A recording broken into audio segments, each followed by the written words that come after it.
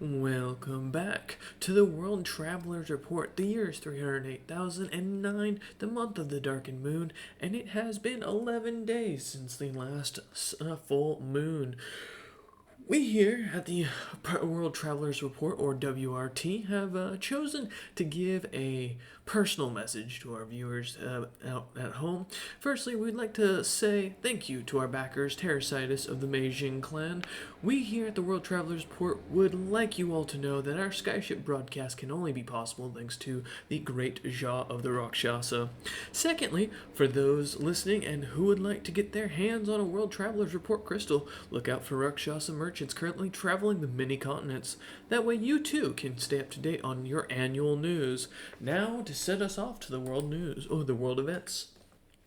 In world events, we have three major announcements amongst the new apex monsters that have been found. Madame Kamake of the skies, a rock located somewhere in the center of Olympia. Many reports have stated of them taking out entire skyship crews single-handedly. Some reports state the creature travels in packs, while others state that the creature travels alone. All that's confirmed is that the creature can use elemental magic and seems to summon a gust of darkened wind behind it. The second is the Divine Wind, a noted invisible stalker said to be located somewhere also in Olympia. Near the border between the Toth and the Pseudo-Troll lands, many believe that the creature is currently haunting amongst the river line that separates the two territories. Not much is known about the creature other than the fact that it has a large gust of red coloration. The third of the apex monsters announced is Big, the Grand Elemental Bear. Many are calling this the Bear of Storms, who has been said to have slain the previous apex monster known as the Pale Eye. Also rumored to be one of the few sworn to uphold the rights of the mortals against the gods, or so the rumors are saying. In other world events, though, a confirmed defeat at the hands of Kalanaballo, the first Papul is rumored to have retreated back into his city shortly after the battle. Many believe that the first Papul is planning his conquest of the lands here in the near future due to the very rich soil that has been found in the territory. Though, due to the current situation between the two, the concept of victory is still yet unknown. The Erebor, or Bearer, Panzer, the Wall Jaeger of the Loxodon nation, was noted as having captured and slain the former queen of the Fae, Fairy the Forgotten Song, in a single battle that some rumors state that a frost giant had given a tip-off to the Loxodon who had been hunting the creature. Some have noted that her kin were enslaved and turned into mounts amongst the deep dragons. More on this as time will come. Recognition of the Deep Yang race as a tabaxi or Rakshasa race. They are noted for their darkened fur and coloration and thinner builds. The creatures seem to be prominent under Dark Hunters, noted to stealth and hide almost in complete darkness. Supposedly, our great ruler Jah, Terrasitis of the Meijing clan, is said to expect these creatures to form their own clan in the near future, expanding her territory into the Underdark. In other news, the official domestication of the Lang spider by the House of Closen is said to usher in a new era of clothing in the kingdom, with the spider silk being valued from the small males and the huge females being used as both beasts of burden and siege machines. Many have started to notice that the border between the House of Closen and the Gloom Nation seems to be heating up as more and more battles are being spotted. In new cities, and rather other news, we have multiple cities being founded in this year. First off, starting out with in Fikfi's territory, the legendary dragon lord, the Red Mist herself, said to be founding the cities of Red Mist and Forgotten Helm, supposedly coming later this year, expected to be completely open for business as time goes forward. Please feel free if you're a merchant to stop on by, as Fikfi is always in the mood to have new bards coming through her territory.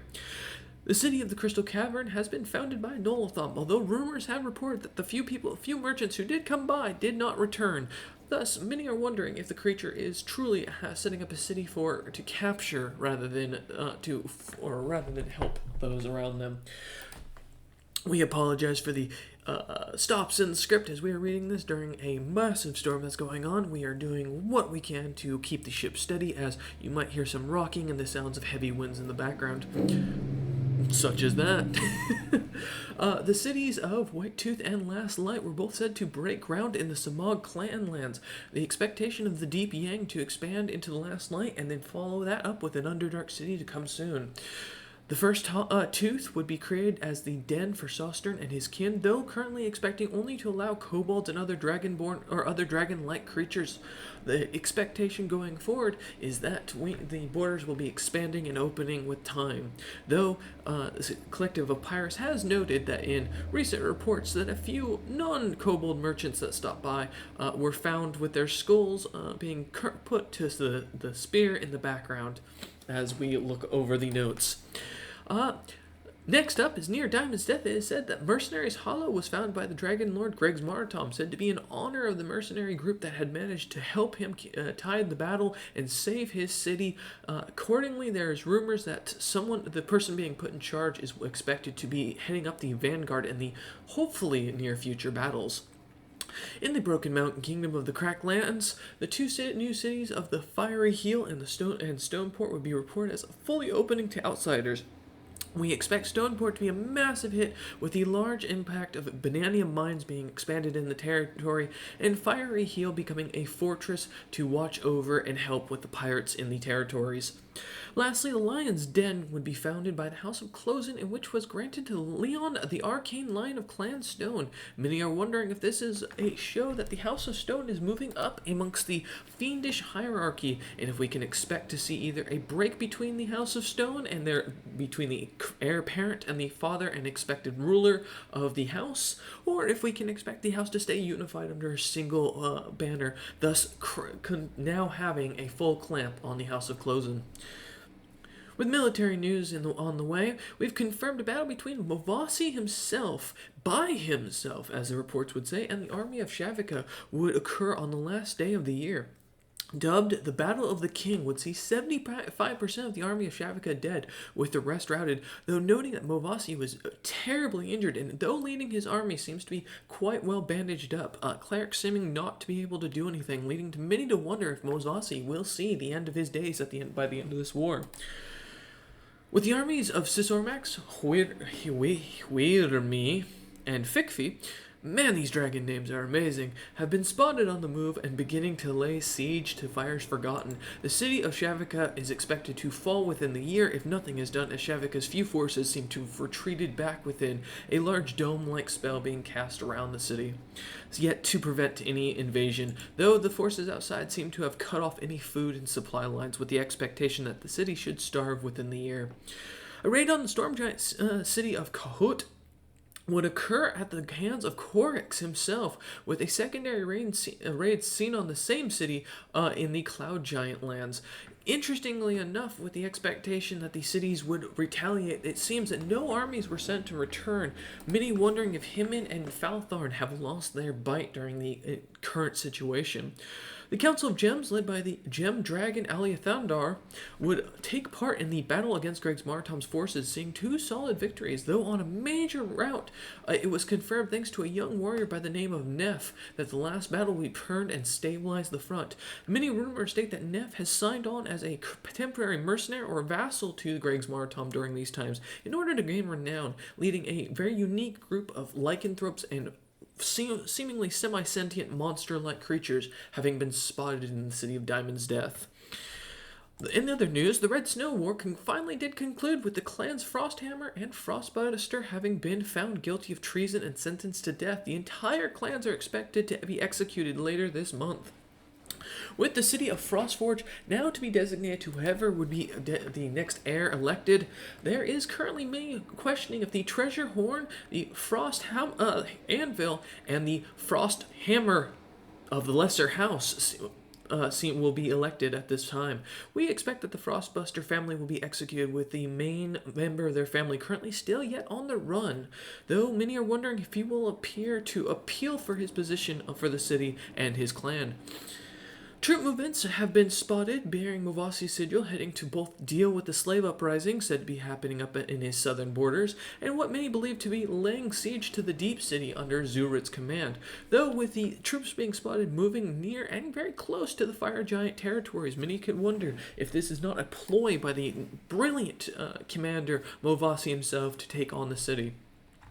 In diplomacy news, a declaration from Ja Terracitus, the half-breed of Clan Majing, for a unification between the lycanthrope nation of Brachiosaurus lycanthropes and the Sabog clans into a single nation. A confirmed marriage between Ja Terracitus, the half-breed of Clan Majing, and Simeon the Were was also announced at the same time. The expectation of the two joinings to bring the largest nation into control besides Mavasi's empire. Ja Terracitus, in other news, in more news, the half-breed of Clan Meijing declares the alliance of neutrality between the Crystal Giants, Stone Giants, Lycanthropes, and the Diamond Dragons of Diamond's Death.